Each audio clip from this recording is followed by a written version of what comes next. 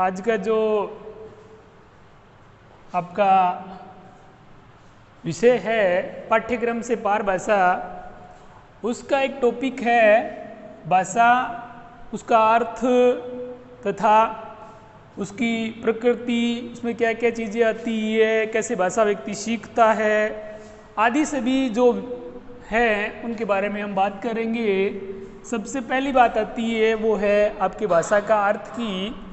तो प्रत्येक व्यक्ति जो है अपने विचार, अपनी भावना को व्यक्त करने के लिए जिन भी प्रकार के हाव भाव दिखाने के लिए हाथ पैर, आपके मुंह से कुछ बोलता है या फिर अपनी ध्वनि के माध्यम से अपने विचार या अपनी भावना दूसरे को प्रेषित करता है, उसे हम भाषा कहते हैं। एक सिंपल जो लैंग्वेज की बात करें, सिंपल भाषा में बात करें तो उसे भाषा कहते हैं जिसके माध्यम से एक व्यक्ति अपने विचारों को दूसरे को प्रेषित करता है, संप्रेषित करता है, उसे भाषा कहते हैं। इसी के अंतर्गत अपनी भावनाओं को व्यक्त करने के लिए व्यक्ति जिन ध्वनि संकेतों को नित्य व्यवहार के लिए स्वीकार करते हैं उसको भाषा कहते हैं।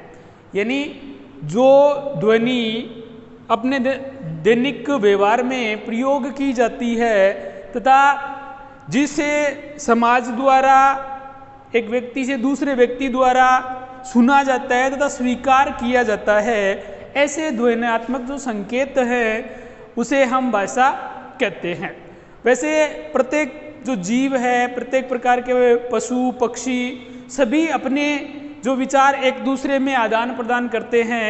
यानी जो आपके छोटे से छोटा रेंगने वाला जीव है, चींटी है, वो भी अपनी भाषा अपने समकक्ष, अपने जैसे जो जीव होते हैं उनसे बात करते होंगे या करते हैं। परंतु हम बात कर रहे हैं, वो कर रहे हैं मानव की भाषा की। यानी एक सभ्य समाज जो है, मानव जो है, उसके द्वारा अपने भावनाओं को व्यक्त करने के लिए जिन संकेतों, जिन ध्वनियों का प्रयोग किया जाता है उसे हम भाषा कहते हैं। इसी के अंतर्गत भाषा से संबंधित कुछ आपके परिभाषाएं दी हुई हैं, कुछ महत्वपूर्ण विद्वान हैं उनकी परिभाषाएं हैं। उसके अंतर्गत पहला जो विद्वान है उन्होंने इसके बारे में सबसे पहले कोई परिभाषा दी कि भाषा क्या होती है, तो वो थे प्लेटो। इन्होंने बताया भाषा हमारी आत्मा की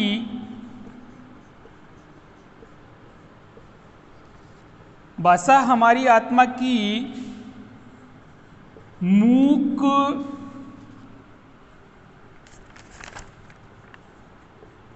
बातचीत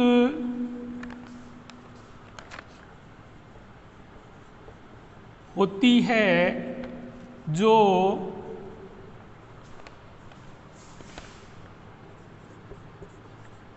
होठों के माध्यम से, होठों से बाहर निकलते हुए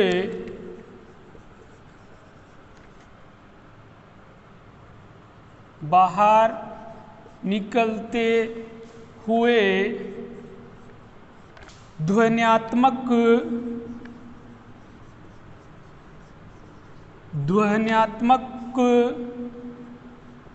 रूप लेती है। कहने का मतलब ये है कि प्लेटो जो हैं उन्होंने सबसे पहले भाषा की परिभाषा दी और उन्होंने बताया कि भाषा हमारी आत्मा जो होती है उसके द्वारा मूक जो बातचीतें की जाती है वो होठों के माध्यम से बाहर निकलती है और फिर वो किसका रूप ले लेती है? ध्वनि का रूप लेती है। इसलिए प्लेटो के द्वारा सबसे पहले भाषा की एक परिभाषा दी गई, एक डेफिनेशन दी गई, जिसे कहा गया कि व्यक्ति की आत्मा जो है वो जो भी विचार, जो भी भावना अपने अंदर व्यक्त करती है वो होठों के माध्यम से आपके बाहर निकलती है और ध्वनि का रूप ले लेती है। दूसरी परिभाषा है वो शब्दकोश के अनुसार, विश्व शब्दकोश जो है उसके अनुसार एक परिभाषा दी थी है, भाषा ध्वनि संकेतों, भाषा ध्वनि संकेतों तथा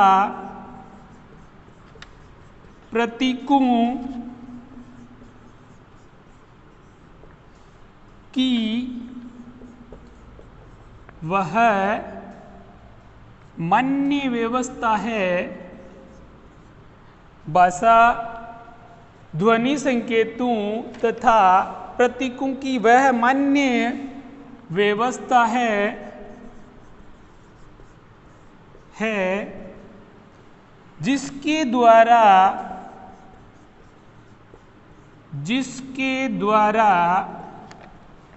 एक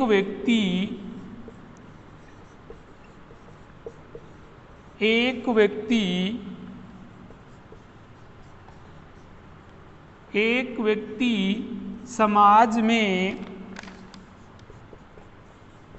अपने विचारों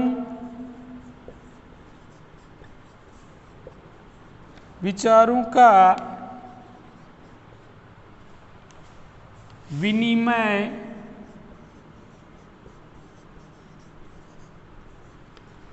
करता है। दूसरी परिभाषा है, वो ये कहती है कि भाषा जो है वह ध्वनि संकेतों तथा प्रतीकों की वह मान्य व्यवस्था है। यानी भाषा में कुछ एक ध्वनियाँ होती हैं, कुछ ध्वनि संकेत होते हैं, आ, ई, ऊ, इसके साथ कुछ प्रतीक होते हैं, उनकी एक मान्य व्यवस्था है, यानी समाज में उसे मान्यता प्राप्त है। उसके माध्यम से एक व्यक्ति है वो अपने विचार दूसरे व्यक्तियों को देता है और उनसे उनके विचार लेता है। मतलब कहने का विषय है कि सबसे पहले अपन ने नॉर्मल भाषा में जब बात की थी तो ये कहा था कि भाषा के माध्यम से एक व्यक्ति अपने विचारों को संप्रेषित करता है दूसरे से तथा दूसरे के विचार लेता है। इस प्रकार भाषा के द्वारा भावना, संकेत, आपके विचार जो है उनका आदान प्रदान होता है। तो इस प्रकार भाषा वह होती है जो समाज में मान्य संकेत और प्रतीक होते हैं, फिक्स ध्वनियाँ होती हैं और उनके माध्यम से विचारों का आदान प्रदान होता है। उनके माध्यम से विचार जो हैं वो विनियमित होते हैं, संप्रेषित होते हैं, एक व्यक्ति दूसरे व्यक्ति से विचार ग्रहण करता है। इसी के बाद अपन बात करेंगे भाषा की कुछ एक विशेषताओं की, जिनसे जो है अब तक की जो आपने परिभाषाएं देखी हैं उन सभी का सार जो है वो इन विशेषताओं में आपको देखने को मिलेगा, या इसकी प्रकृति मान लो या विशेषता मान लो।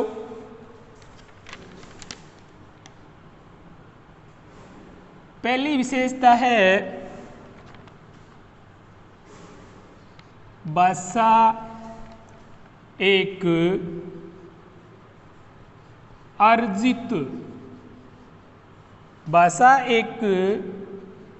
अर्जित संपत्ति है।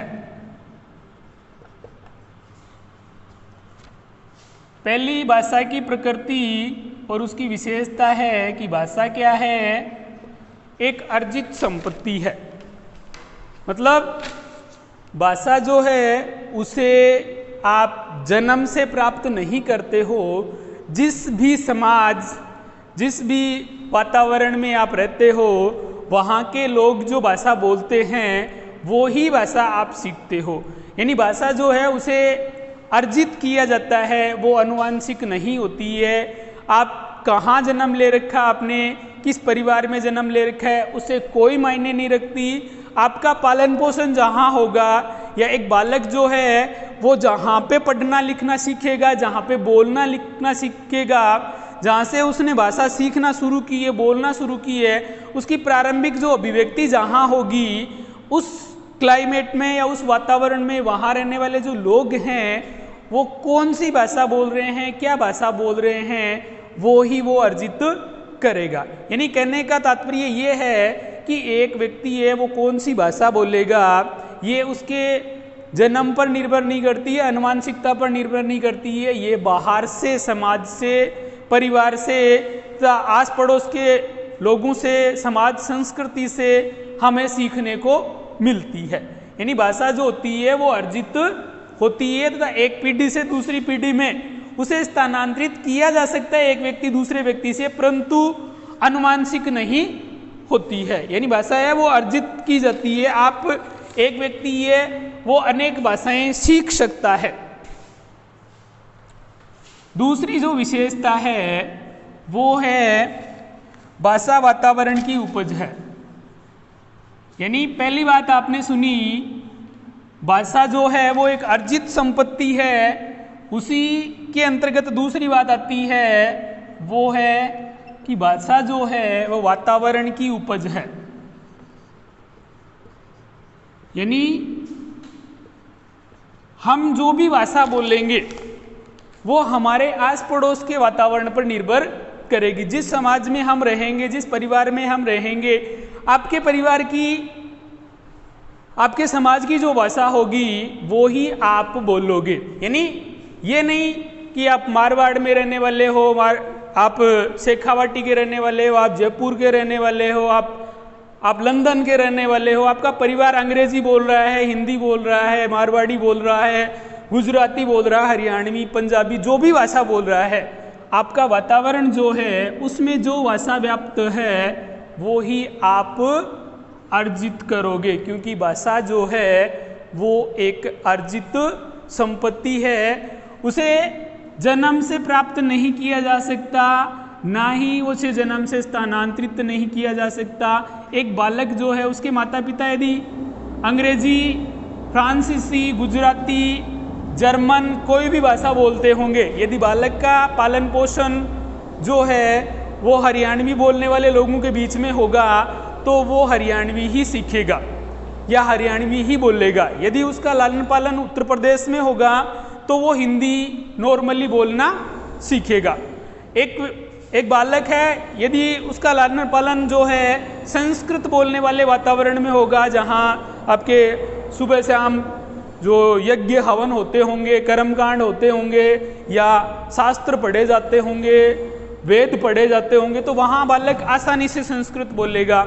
ऐसे ही यदि एक बालक का जन्म है वो दक्षिण भारत में या पूर्वांचल के असम, मेघालय राज्यों में हुआ तो आसानी से वहाँ के बालक जो हैं वो अंग्रेजी सीख पाएंगे। राजस्थान का बच्चा है वो आसानी से जो आपके राजस्थानी या मारवाड़ी जो भाषा है वो सीखेगा। तो कहने का तात्पर्य ये है कि भाषा की दूसरी प्रकृति है वो वातावरण से प्रभावित होती है। बालक जिस भी वातावरण में रहता है उसी वातावरण की भाषा को सीखता है, अर्जित करता है।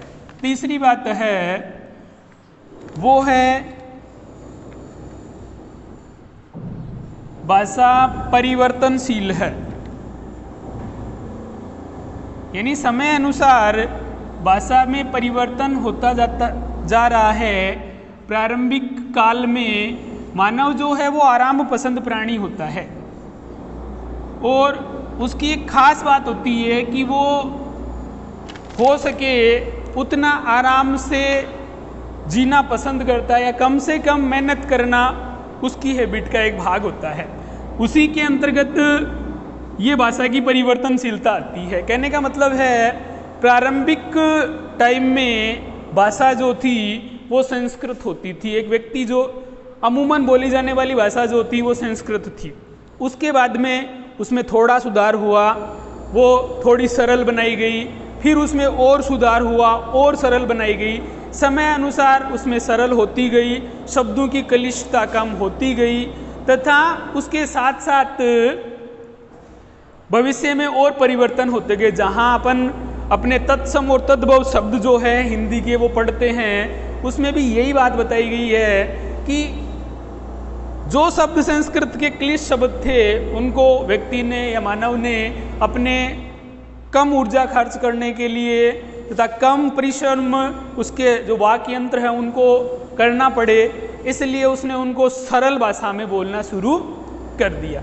तो कहने का तात्पर्य है भाषा जो है वो परिवर्तनशील है, समय अनुसार उसमें परिवर्तन होता रहता है, उसकी लिपि बदलती रहती हैं, उसके बोलने के तौर तरीके बदलते रहते हैं, नए नए सुधार समय अनुसार उसमें होते रहते हैं। फिर देखो अगली विशेषता है भाषा की, वो है भाषा एक सामाजिक उपागम है। भाषा एक सामाजिक उपागम है।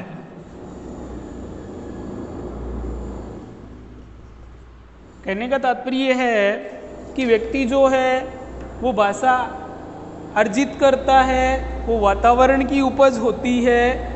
तो ये सारी चीज़ें कहाँ होगी? समाज में होगी। बिना समाज के व्यक्ति जो है वो भाषा नहीं सीख पाएगा, क्योंकि भाषा की प्रारंभिक जो परिभाषा उसमें बताया गया कि भाषा वह होती है जो समाज के द्वारा मान्य जो संकेत होते हैं, ध्वनियाँ होती है, उनका योग होता है, जिनके माध्यम से एक व्यक्ति दूसरे व्यक्ति को अपने विचार प्रेषित करता है। तो भाषा है वो समाज की उपज होती है। बालक है, भाषा जन्मान नहीं होती है। एक व्यक्ति जन्म लेता है, उसकी कोई भाषा नहीं होती है, बालक की कोई भाषा नहीं होती है। वो जिस भी वातावरण में, जिस भी परिवार में पलेगा, वो उसी की भाषा को सीखेगा। तो भाषा एक सामाजिक उपागम है, एक सामाजिक वस्तु है जिसे समाज द्वारा, व्यक्ति द्वारा अर्जित किया जाता है। नेक्स्ट बात आती है, वो आती है भाषा की स्मृति।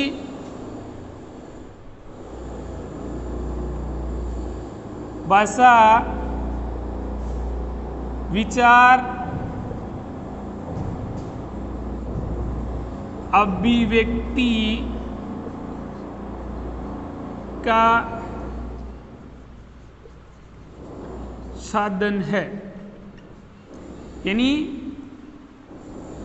इसकी जो परिभाषा है उसके अंतर्गत आपने सुना कि व्यक्ति द्वारा समाज में मान्य या मान्यता प्राप्त संकेत और ध्वनियों के माध्यम से अपने विचारों को एक व्यक्ति से दूसरे व्यक्ति में को प्रेषित करना ही भाषा कहलाता है या भाषा का माध्यम कहलाता है।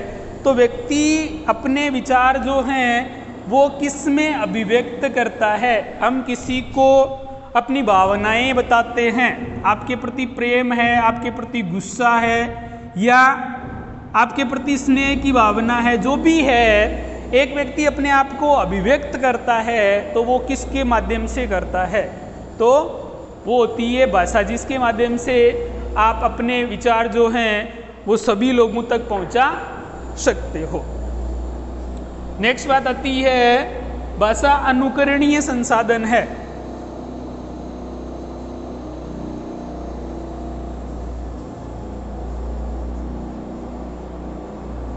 भाषा अनुकरणीय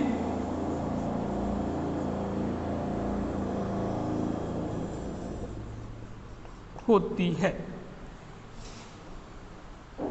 भाषा वातावरण की उपज होती है, भाषा परिवर्तनशील होती है। भाषा की पहली जो विशेषता आपने पढ़ी थी उसमें बताया कि भाषा अर्जित होती है, यह भाषा अर्जित संपत्ति होती है।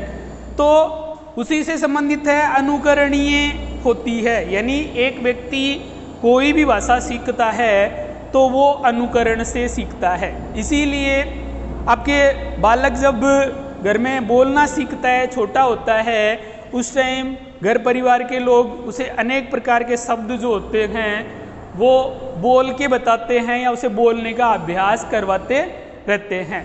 बालक भी जब प्रारंभिक काल में अपने आस पड़ोस के लोगों को बोलते हुए देखता है तो उसके मन में जिज्ञासा उत्पन्न होती है। जिज्ञासा वशीभूत वो भी लोग जैसा बोलते हैं वैसी कॉपी करने की या वैसा बोलने की कोशिश करता है। उसके परिणाम स्वरूप एक दो बार कोशिश करने पर उसके मुख से उसके जो स्वर वाक्य यंत्र है उनसे कोई भाषा उत्पन्न होती है, कोई शब्द निकलता है। सबसे पहले दादा, मम्मा, पापा, जो भी शब्द वो बोलना शुरू करता है, एक बार बोलने के बाद यदि वो सही उच्चारित होता है तो बार बार वो उनका अभ्यास करता है और इस प्रकार वो धीरे धीरे बोलना सीखता है। यानी मानव जो है उसकी भाषा जो होती है वो अनुकरणीय होती है। इसीलिए प्रारंभिक जो आपके प्राइमरी क्लासें होती हैं उनमें बालकों को सामूहिक अनुकरण करवाया जाता है, कविता पाठ करवाए जाते हैं, आपके हिंदी वर्णमाला बुलाई जाती है, पाढ़े बुलाए जाते हैं, गिनती बुलवाई जाती है और वो सामूहिक करवाई जाती है। बालक लिखना बाद में सीखता है, पहले अनुकरण से बोलना सीखता है। तो भाषा जो होती है वो क्या होती है, अनुकरणीय होती है।